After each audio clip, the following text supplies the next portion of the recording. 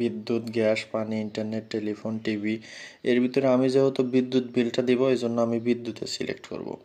বিদ্যুতে চাপ দেওয়ার পরে আপনাদের সামনে দেখুন বিভিন্ন বিদ্যুতের নাম চলে এসেছে। পল্লী বিদ্যুৎ, নেস্কো, ডেস্কো সব চলে এসেছে। আমি মূলত পল্লী বিদ্যুতের বিল দেব। পল্লী বিদ্যুতের ভিতরে আবার আছে দুইটা টাইপ, একটা আছে প্রিপেইড আর একটা আছে পোস্টপেইড। কারণ প্রিপেইড হচ্ছে যেটা আপনি টাকা আগে দেন এবং পরের বিদ্যুৎ ব্যবহার করেন, সেটা হচ্ছে প্রিপেইড। আপনার যদি প্রিপেইড হয় আপনি প্রিপেইড সিলেক্ট করবেন। আর পোস্টপেইড হচ্ছে সেটা যেটা আপনি সারা মাস বিদ্যুৎ ব্যবহার করার পরে টাকা দেন, অর্থাৎ পরে টাকা হলে পোস্টপেইড আর আগে টাকা হলে প্রিপেইড। আমি যেহেতু পরে টাকা দিই, এই জন্য আমি হচ্ছে পোস্টপেইডটা সিলেক্ট করব।